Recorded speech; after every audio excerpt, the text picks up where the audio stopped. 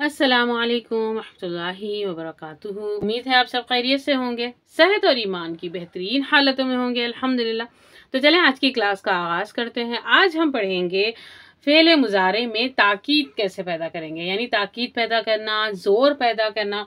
इससे पहले जो हमने क्लास की थी उसमें हमने फेले माजी में जोर पैदा किया था।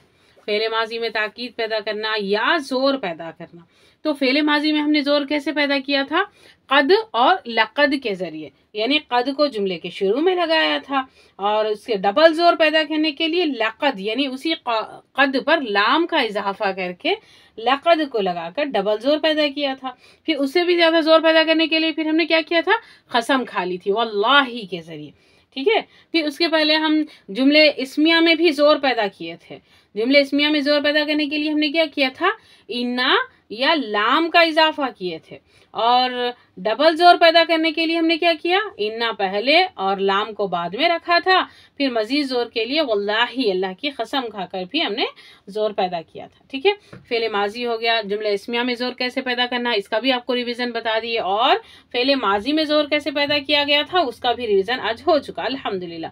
अब हम देखेंगे फेले मुजारे में ताकीद कैसे पैदा करेंगे, इसको देखेंगे। देखिए फेले मुजारे में भी जैसे अपने माजी में कद और लाम को इजाफा करके जोर पैदा किया था, ऐसे मुजारे में भी कर सकते हैं, इस्तेमाल हुआ है, लेकिन ये बहुत कम है, एकदम ना के बराबर। ठीक है। तो फेले मुजारे में जोर पैदा करने के लिए फेले मुजारे के आखिर में एक नून का इजाफा करते हैं। उस नून को नून ताकीद कहते हैं। उस नून की टू टाइप्स हैं। एक नून पर साकिन होता है, दूसरे नून पर तशदीद होता है। जिस नून पर साकिन होता है उसको खफीफा कहते हैं, और जिस नून पर शद होता है उसको सकीला कहते हैं। आप सब जानते हैं ना, वैसे भी जिस सुर्फ पर शद हो वहां पर दो नून होते हैं, तो इसका मतलब जब दोनों एक जगह जमा हो गए तो फिर वो थोड़ा सा भारी तो होंगे ही, है ना। तो फिर ये सकीला हुआ। ठीक है। चलें जी, एक नून खफीफा कहा जाता है, एक नून सकीला कहा जाता है। नून खफीफा और नून सकीला दोनों में एक जैसा जोर पैदा होता है। नून सकीला का इस्तेमाल बहुत ज्यादा हुआ है और नून खफीफा का इस्तेमाल सिर्फ 2 या 3 मरतबा कुछ कुरान में मिलेगा। तो फेले मुजारे में जब जोर पैदा करने के लिए कसरत से नून सकीला इस्तेमाल हुआ है, तो फिर आज हम नून सकीला को देखते हैं, फिर बाद में हम नून खफीफा को भी बता देंगे। ठीक है। तो नून सकीला को इस्तेमाल करने के लिए देखें हम क्या करते हैं, फेले मुजारे की गर्दान को हम इस्तेमाल करते हैं। जैसे मिसाल के तौर पर हमने फेले मुजारे की गर्दान को हमने जाल हा बा लिया था, बाब फा से अगर हम इस्तेमाल करेंगे तो क्या होगा? फतह यफ्तहु से ज़हबा यज़हबु, ये सारे अबवाब भी हमने बता दिए आपको। ठीक है। तो ये रहबा यज़हबु और यज़हबु की इससे पूरी टोटल गर्दान करेंगे। इस गर्दान को हमने क्या किया? इस रो में हमने डिवाइड कर लिया। कैसे कि फर्स्ट रो में हमने क्या किया? आखिर में जिस हुर्फ पर पेश है ना उनको हमने यहाँ लिख लिया, यज़हबु तज़हबु तज़हबु अज़हबु नज़हबु। फिर सेकंड लाइन में हमने क्या किया? मुसन्ना वालों को एक जगह जमा किया, आनी साउंड वालों को, आनी, यज़हबानी तज़हबानी या तज़हबानी। ठीक है। उसके बाद हमने क्या किया? ये दोनों क्या है? ऊना साउंड आता है, तो यज़हबूना तज़हबूना। फिर उसके बाद हाजिर जमा मोन्नस और गायब जमा मोन्नस, इनको एक जगह जमा किया, यज़हबना तज़हबना। ठीक है। फिर एक और था वाहिद मोन्नस, इसको हमने यहाँ रखा, तज़हबीना। 5th लाइन में ईना साउंड, देखिए एक जैसे साउंड है ना सबके, आनी, ऊना, तज़हबना, यज़हबना, ये तो चूंकि गर्दान में एक ही लफ्ज है इसलिए इसको हमने अलग कर दिया। अब हम आगे चलते हैं। फर्स्ट हम देखें कि यज़हबु तज़हबु तज़हबु अज़हबु, इसमें हमने जोर कैसे पैदा करना है। तो आपको तो तर्जुमा समझ आ गया होगा कि ज़हबा का मतलब वो गया, यज़हबु का मतलब क्या है? वो जाता है या जाएगा। ठीक है। तज़हबु यानी तू जाता है या जाएगा, अज़हबु यानी मैं जाता हूँ या मैं जाऊंगा, नज़हबु हम जाते हैं या जाएंगे। ठीक है ना। तो ये हो गया फेले मुजारे। तो अब हम इसको जोर पैदा कैसे करेंगे? तो जरूर बस जरूर जाएगा, तो फिर हम उसको कैसे करेंगे? तो देखें यहाँ पर हमें क्या करना है कि यज़हबु यानी इसी में से हमने एक को ले लिया है, यानी एक हम बता देंगे आपको, ये बाकी सारे आप खुद ही कर सकते हैं। यज़हबु प्लस नूने सकीला को इस्तेमाल करेंगे तो क्या होगा कि यहाँ पर जब हम नूने सकीला इस्तेमाल करेंगे तो पेश को जबर से बदल कर नून पर जबर लगा देंगे। तो देखिए ये पेश है, इसको जबर कर दें और फिर नून लगा दें तो क्या बन गया? बना यज़हबन्ना, यज़हबन्ना तज़हबन्ना अज़हबन्ना नज़हबन्ना। ठीक है। तो यहाँ पर देखिए क्या साउंड, यहाँ पर कॉमन कौन सा साउंड आया है? अन्ना। अन्ना साउंड आया ना, तो ये अन्ना कहाँ पर आएगा, ये पेश वाले हुर्फ पर अन्ना साउंड आएगा जब इस पर हम जोर पैदा करेंगे। ठीक है, तो नेक्स्ट देखें। अब ये देखें, ये जो आनी वाला साउंड है यानी मुसन्ना वाले जो हर्फ हैं, इसका इस्तेमाल कुरान में नहीं हुआ है। यज़हबना, तज़हबना, ये भी कुरान में इसका भी नहीं हुआ है। तो फिर अब हम क्या देखेंगे, हम ऊना साउंड वालों को देखेंगे। यज़हबूना, तज़हबूना, वो सब जाते हैं या जाएंगे, आप सब या तुम सब जाते हो या जाओगे। तो इसको क्या करेंगे, इसका देखें, यज़हबूना लिखना है प्लस नून पर तशद्दुद लगा देना है। तो अब इसमें हमें क्या करना है, फर्स्ट नंबर पर हमें क्या करना है, आखिरी नून को हटा देना है। आखिरी नून को हटा दें और फिर इस नून, ये जो शद वाला नून है वो इस प्लेस पर आ जाएगा और जबर आ गया। देखें, जब हम अब जब इस नून को यहाँ ला देंगे तो इस नून को थोड़ा सा आप खोलें, क्या होगा, जब इसको खोलने पर जब भी आपको पता होगा किसी भी हुर्फ पर अगर शद हो तो वहाँ दो हर्फ होते हैं, एक साकिन वाला होता है, एक हरकत वाला होता है। इसको जब हम खोल देंगे, खोल कर लिखें तो देखें ऐसे बनेगा, यज़हबू हो गया, ये यज़हबू, इस नून को हमने हटा दिया। नून को हटाने के बाद इस नून शद को लाकर फिर हमने उसको डिवाइड किया। देखिए दोबारा फिर हम आपको यहाँ पर लिख के बता देते हैं। ठीक है, इसी को रब कर दें या फिर देखें, यज़हबू हमने लिख दिया। हमें क्या करना है, फर्स्ट स्टेप हमें इस नून को हटा देना है, हमने हटा दिया। ओके, हो गया। अब हमें क्या करना है, इस नून शद को यहाँ ला लेना है। ठीक है, हमें क्या करना है, इस नून शद को यहाँ ला लेना है। ठीक है, ला लिए और यहाँ जबर लगा देंगे। अब ये चूंकि यहाँ चले गया तो हमने इसको रब किया। अब मैंने आपसे कहा कि अब देखिए, ये तो आपको पढ़ें, देखिए कैसे पढ़ना होता है। यज़हबुन्ना कैसे पढ़ेंगे, यज़हबुन्ना ऐसे पढ़ सकते हैं नहीं ना, तो फिर हमें क्या करना होगा, हम क्या करेंगे, इसको ओपन करेंगे। इसको ओपन करके बताते हैं कि आपको कैसे होगा। देखें यहाँ पर मैंने लिखा है कि यज़हबू, ये यहाँ तक आ गया। अब ये देखें, इस नून में क्या होता है, एक साकिन वाला नून होता है, एक हरकत वाला नून होता है। किसी भी हुर्फ पर अगर शद हो, इसका मतलब है कि उसमें दो वर्ड्स हैं, दो हुर्फ हैं। तो यहाँ नून पर शद है, इसका मतलब इसमें दो है, एक साकिन है, एक नून जबर ना है। पर इसको हमने खोल दिया, खोल कर लिखे तो कैसे बनेगा, देखिए यज़हबून्ना। ऐसे तो हमें पढ़ना भी नहीं आ रहा, बहुत मुश्किल हो रही है।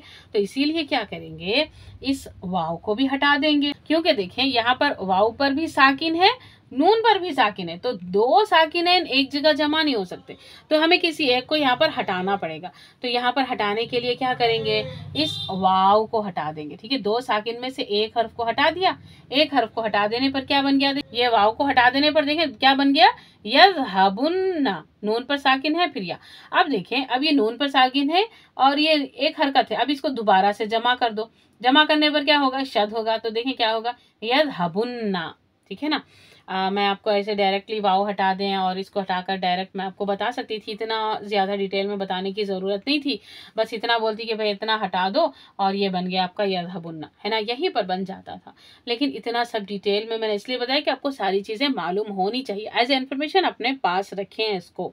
ठीक है, देखिए ऐसे भी यहाँ पर भी मैं आपको बता सकती थी, यज़हबूना है तो इसको बना दो और शद लगा दो, यज़हबूना तज़हबूना बन जाएगा। लेकिन नहीं, ऐसे इसको पूरे स्टेप्स को आपको फॉलो करना है, इसको समझना है, हमें रट्टा नहीं मारना, हमें समझना है। हर चीज़ जब तक हम समझेंगे नहीं उसको तब तक हम अमल में नहीं ला सकते। इसको आप अच्छे से प्रैक्टिस नहीं कर पाएंगे तब तक कि आप इसको समझें नहीं। ठीक है, हर चीज़ को समझें, समझने की कोशिश करें। तो यहाँ पर देखें हमने क्या किया, अभी फर्स्ट स्टेप हमने नून को हटा दिया, सेकंड स्टेप नून सकीला को लगाकर जबर लगा दिया, फिर नून सकीला को ओपन कर दिया यानी नून साकिन और नून जबर को अलग कर दिया। फिर हमने यहाँ पर वाव यहाँ पर आ गया था हमारा, तो इस वाव को फिर हमने हटाया। क्यों, क्योंकि यहाँ दो साकिन एक जगह जमा हो गए थे, ये हुरूफ इल्लत है। इसको हटाकर हमने क्या किया कि यज़हबुन्ना लिखा, फिर इन दोनों को जमा कर दिया तो बन गया उन्ना साउंड। यज़हबुन्ना क्या साउंड आ गया, उन्ना, उन्ना साउंड आपको मिल गया। आखिरी हुर्फ पर पेश हो तो आपको क्या साउंड मिल रहा है, नून सकीला के लिए अन्ना साउंड मिल रहा है। तो जब भी आप कुरान में अगर आप फेल मुजारे के साथ नून सकीला अगर आप देखें तो ज़रूर ये समझ जाएं कि यहाँ पर ज़ोर के साथ, ज़ोर लगाकर ताकीद के साथ यहाँ पर ये बात बोली जा रही है। कुरान में कहीं भी हो आप इसको ज़ोर यानी ताकीद के साथ अल्लाह रब्बुल आलमीन ये बात हमें बता रहे हैं। ठीक है, याद रखें कि फेल मुजारे के साथ जब भी आपको नून सकीला मिल जाए या नून साकिन मिल जाए, वो भी आपको बताएंगे, तो फिर क्या होगा कि यहाँ पर अल्लाह रब्बुल आलमीन जोरदार बात बोल रहे हैं, ताकीद कर रहे हैं कि आपको ये सब करना ही है, वरना फिर ये होगा।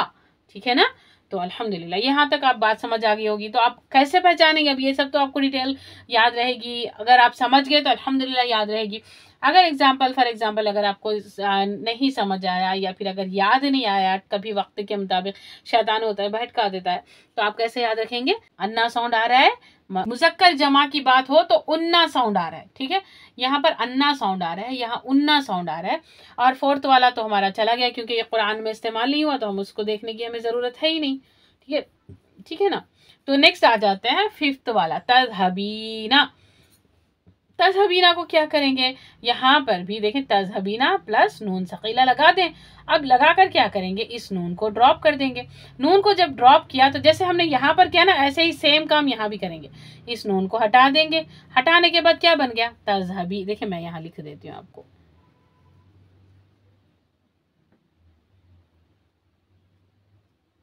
देखिए हमने इस नून को हटा दिया, यानी रब कर दिया, हटा दिया, तो क्या बन गया? तज़हबी बन गया। अब इस नून सकीला को यहाँ लगा दें, हो गया ना, ज़बर लगा दें। तो अब देखें अब क्या बन गया? देखें यहाँ पर फिर ये नून तो यहाँ आ गया, तो क्या बन गया? तज़हबीन आ गया। तो थोड़ा सा लंबा करके पढ़ना पड़ रहा है। तो अब हमें क्या करना है? फिर इसको फिर ऐसे ही जैसे ही हमने ऊपर किया था वैसे ही यहाँ पर फिर ओपन कर दें इस नून सकीला को। तो क्या बन गया? तज़हबी, फिर नून साकिन, फिर ज़बरना। तो अब यहाँ पर क्या करेंगे? दो साकिन एक जगह जमा हो गए, जैसे हमने यहाँ पर वाव को ड्रॉप किया था वैसे यहाँ पर या को ड्रॉप कर देंगे। तो देखें क्या बन गया? तज़हबिन्ना बन गया। अब शब्द में बदल दे तो क्या बन जाएगा? तज़हबिन्ना।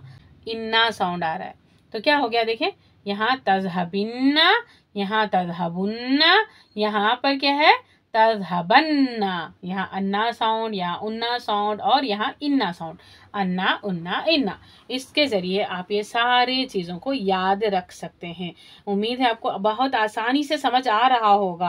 पहले हम जब तर्जुमा कर रहे थे फ़ेल मुज़ारे का, तो उसमें हाल और मुस्तक़बिल दोनों का तर्जुमा हो रहा था।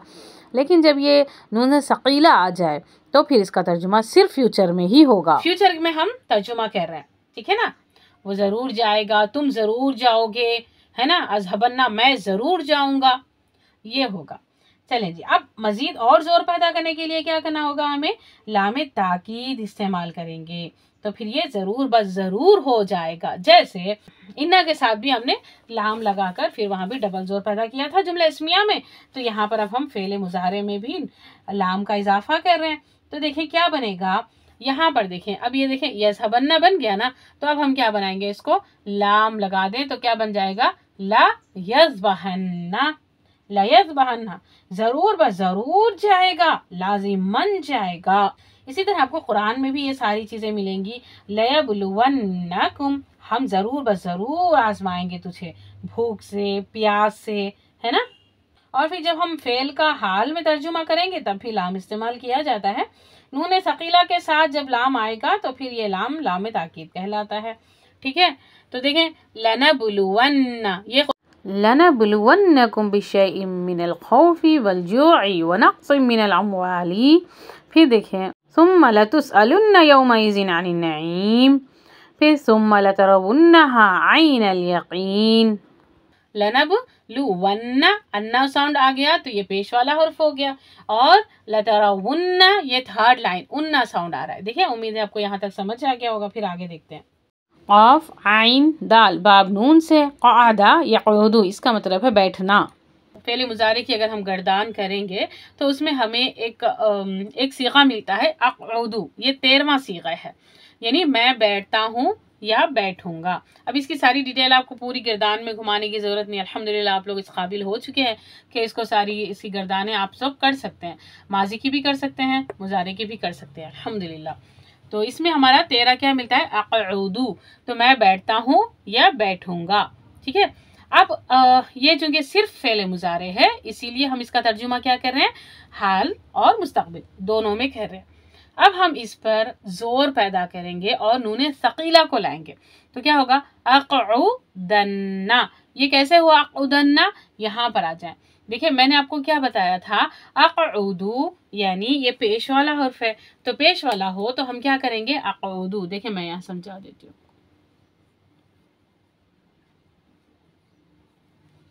देखिए ये पेश वाला हुर्फ है ना, तो हमने इसको क्या करना है, यहाँ पर पेश को ज़बर से बदलना है। चलिए इस पेश हटा दें और ज़बर से बदल दें, और फिर क्या करेंगे, नून सकीला पर ज़बर लगा देंगे। अब यहाँ पर नून सकीला लगाकर उस पर ज़बर के साथ हम यहाँ पर रख देंगे, तो क्या बन जाएगा, देखिए अक़उदन्ना। देखिए अक़उदन्ना का मतलब ज़रूर बज़रूर बैठूंगा, है ना, मैं ज़रूर बज़रूर बैठूंगा। अच्छा, इसको और ज्यादा जोर पैदा करने के लिए हमने क्या किया, लाम को लगाया था, तो लअक़उदन्ना, मैं ज़रूर बज़रूर बैठूंगा, लाज़िमन बैठूंगा, ऐसा हो ही नहीं सकता कि मैं ना बैठूं, है ना। तो ये चीज़ है। उसके बाद चले हम इसको अभी कुरान की आयत के ज़रिए आपको समझा देते हैं कि देखें, लअक़उदन्ना, मैं ज़रूर बज़रूर बैठूंगा, लाज़िमन बैठूंगा, लहुम, उनके लिए, सिरातकल मुस्तकीम, सीधे रास्ते पर मैं ज़रूर बज़रूर बैठूंगा उनके लिए। ये किसने कहा, ये शैतान ने। जब अल्लाह ने उन्हें मोहलत दे दी उसको, तो उसने क्या किया कि क़ौला फ़बिमा अग़वैतनी, उसने कहा जिसकी वजह से तुमने मुझे ढकेल दिया, धुतकार दिया, गुमराह किया, तो मैं भी उस पर ज़रूर बज़रूर तुम्हारे सीधे रास्ते पर बैठूंगा, मैं तेरे सीधे रास्ते पर ज़रूर बज़रूर बैठूंगा। और सुम्मा लआतियन्नहुम, और मैं उन पर हमला करूंगा, लआतियन्नहुम, मैं आऊंगा उन पर, दाएं से, बाएं से, सामने से, ऐदियहुम खल्फहुम, पीछे से, यानी सामने से आऊंगा, तो फिर जब वो सामने से अगर वो लोग मुझे हटा देंगे, धुतकार देंगे, तो मैं फिर पीछे से आऊंगा, खल्फहुम, पीछे से आऊंगा। अगर वहां से भी उसने हटा दिया, दाएं से आऊंगा, या फिर यहाँ से भी अगर उसने हटा दिया, तो फिर मैं शमाइलहुम, बाएं से आऊंगा, यानी हर तरफ से आकर तो इस कौम को भटका दूंगा। वला तजिद अक्सरहुम शाकिरून, अक्सर उनमें से शुक्रगुजार नहीं होंगे। हम अपने आप को गौर करके देखें कि हम लोग कितना कुरान के करीब हैं, हम कितना सीधे रास्ते पर हैं, क्योंकि शैतान ने कहा ना कि ये तो सूरतुल अराफ की आयत नंबर 16 में है, और एक आयत भी कुरान की ऐसी नहीं है जिसको हम झुटला सकते हैं, एक हुर्फ भी हम नहीं झुटला सकते।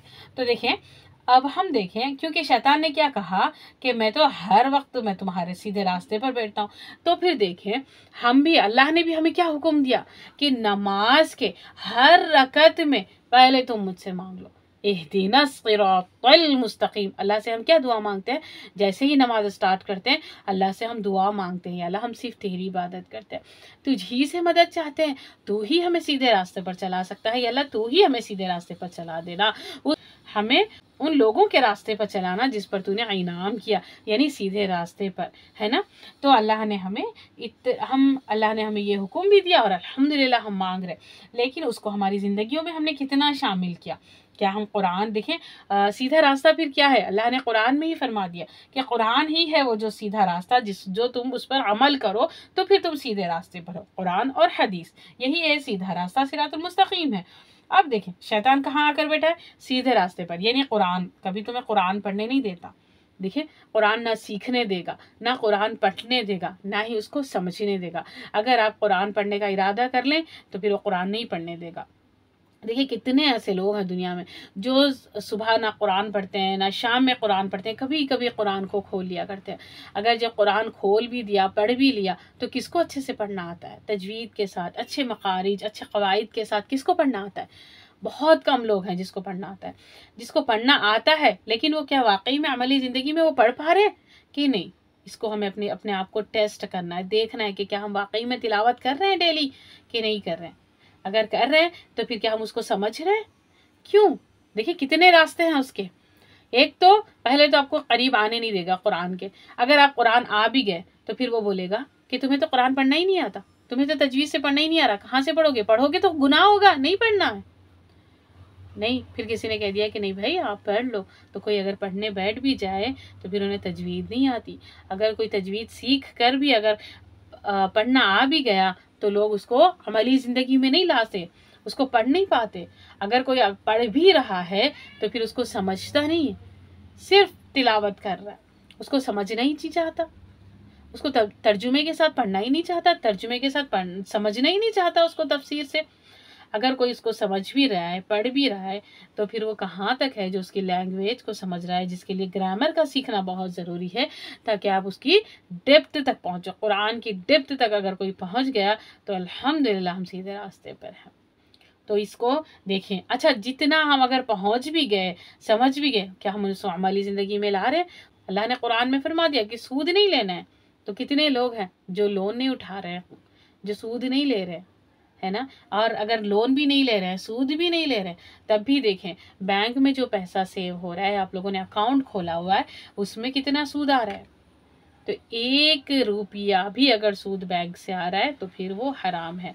तो आप उसके लिए करंट अकाउंट बना सकते हैं। कोई ऐसे ही शैतान ने ना एक वसवसा डाल दिया है लोगों में कि वो जो सूद का पैसा है ना, तुम ले लो और गरीबों को दे देना, वो जो बीमार है ना उनको दे देना। ये सब भटकाए हुए रास्ते हैं, ऐसा कुछ भी नहीं होता। अल्लाह रब्बुल आलमीन बस हम सबको सीधे रास्ते पर चलाए और वही इल्म हम तक पहुंचाए जो सही है, जो सच्चा है, और हम सबको अल्लाह रब्बुल आलमीन वो बना दे जो नबी अपने उम्मती को बनाना चाहते थे। इंशाअल्लाह ताला अज़ीज़ फिर हम नेक्स्ट क्लास में मिलते हैं। बारकल्लाहु फ़ीक, सुब्हानकल्लाहुम्मा व बिहम्दिका, अशहदु अन ला इलाहा इल्ला अंता, अस्तगफिरुका व अतूबु इलैक। अस्सलामु अलैकुम व रहमतुल्लाहि व बरकातुहू।